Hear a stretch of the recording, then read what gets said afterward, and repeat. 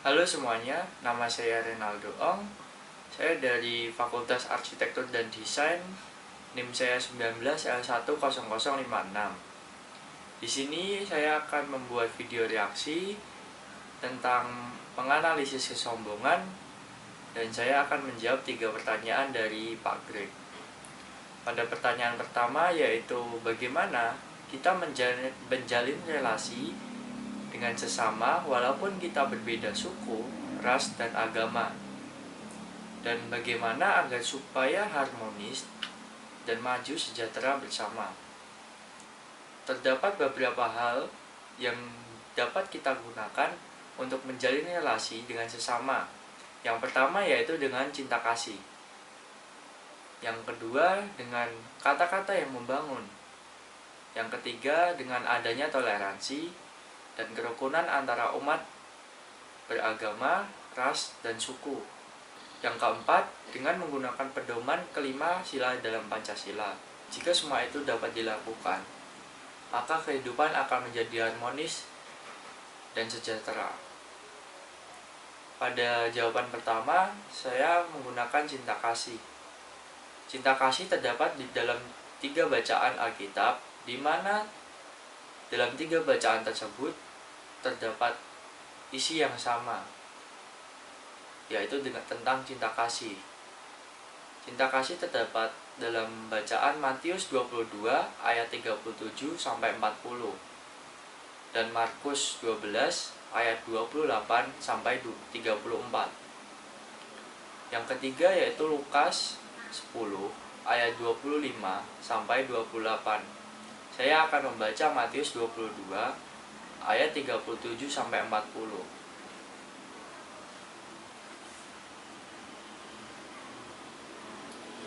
Ayat 37, jawab Yesus kepadanya, "Kasihilah Tuhan Allahmu dengan segenap hatimu, dan dengan segenap jiwamu, dan dengan segenap akal budimu." Ayat 38, itulah hukum yang terutama dan yang pertama. Ayat 39, dan hukum yang kedua, yang sama dengan itu, ialah kasihilah sesamamu manusia seperti dirimu sendiri. Ayat 40, pada kedua hukum inilah tergantung seluruh hukum Taurat dan kitab para nabi.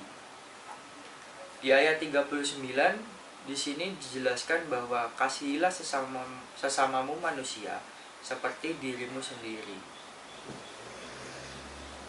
Maka jika kita mengasihi sesama manusia dengan cinta kasih yang ada dalam diri kita, maka kehidupan akan menjadi harmonis dan sejahtera.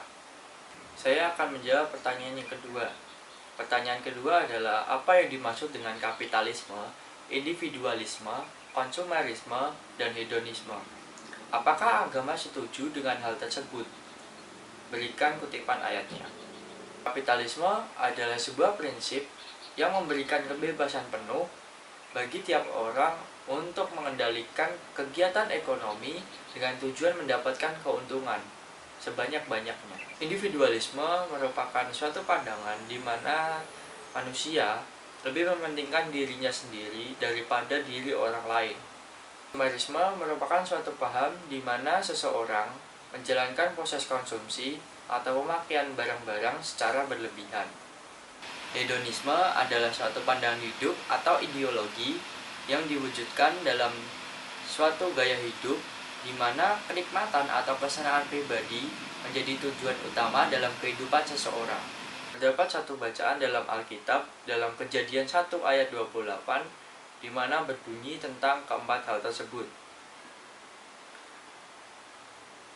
Ayat 28 berbunyi, Allah memberkati mereka, lalu Allah berfirman kepada mereka, "Beranak cuculah dan bertambah banyak, penuhilah bumi dan taklukkanlah itu, berkuasalah atas ikan-ikan di laut dan burung-burung di udara, dan atas segala binatang yang merayap di bumi."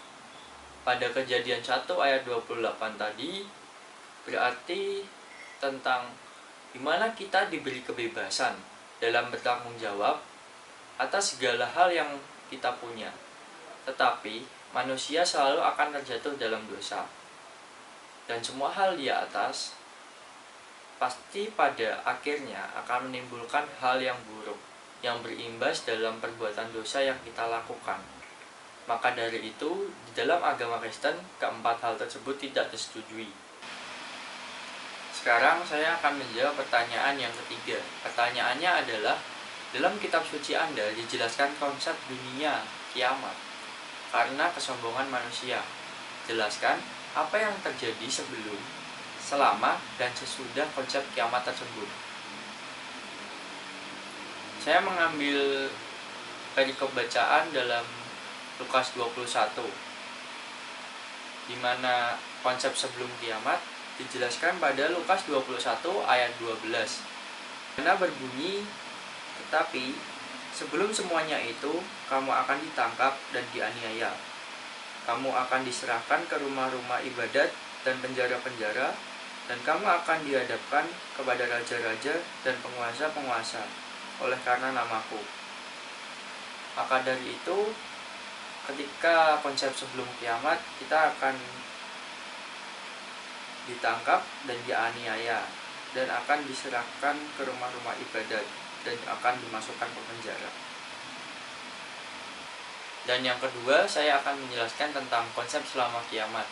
Saya mengambil perikop bacaan dalam Lukas 21 ayat 8-11, di mana berbunyi, ayat 8, jawabnya, waspadalah supaya kamu jangan disesatkan, sebab banyak orang akan datang dengan memakai namaku dan berkata, akulah dia, dan saatnya sudah dekat. Janganlah kamu mengikuti mereka. Ayat 9, dan apabila kamu mendengar tentang peperangan dan pemberontakan, janganlah kamu terkejut, sebab semuanya itu harus terjadi terlebih dahulu. Tetapi itu tidak berarti kesudahannya akan datang segera. Ayat 10, ia berkata kepada mereka, bangsa akan bangkit melawan bangsa, dan kerajaan akan melawan kerajaan. Ayat 11, dan akan terjadi gempa bumi yang dahsyat, dan di berbagai tempat akan ada penyakit sampar dan kelaparan, dan akan terjadi juga hal-hal yang mengejutkan dan tanda-tanda yang dahsyat dari langit. Dan yang ketiga, saya akan menjelaskan tentang konsep sesudah kiamat. Saya mengambil perikop bacaan dalam Lukas 21 ayat 25-28, di mana berbunyi, dan akan ada tanda-tanda pada matahari dan bulan dan bintang-bintang, dan di bumi bangsa-bangsa akan takut dan bingung menghadapi deru dan gelora laut. Ayat 26, orang akan mati ketakutan karena kecemasan berhubung dengan segala apa yang menimpa di bumi, sebab kuasa-kuasa langit akan goncang. Ayat 27, pada waktu itu orang akan melihat Anak Manusia datang dalam awan dengan segala kekuasaan dan kemuliaannya. Apabila semua itu terjadi, bangkitlah dan angkatlah mukamu, sebab penyelamatanmu sedang dekat. Di mana konsep kita sesudah kiamat, kita akan diselamatkan. Dan terdapat satu perikop bacaan lagi, di mana berjudul nasihat supaya berjaga-jaga. Nasihat ini diberikan agar manusia tidak menjadi sombong dalam kehidupannya. Pada Lukas 21 ayat 34, yang mempunyai perikop bacaan berjudul nasihat supaya berjaga-jaga. Ayat 34 berbunyi, jagalah dirimu supaya hatimu jangan syarat oleh pesta pora dan kemabukan serta kepentingan-kepentingan duniawi, dan supaya hari Tuhan jangan dengan tiba-tiba jatuh ke atas dirimu seperti suatu jerat. Di sini dengan kuat dijelaskan bahwa manusia agar menjaga diri supaya hati manusia tidak syarat oleh pesta pora dan kemabukan serta kepentingan-kepentingan duniawi, dan supaya hari Tuhan jangan dengan tiba-tiba jatuh ke atas dirimu seperti suatu jerat.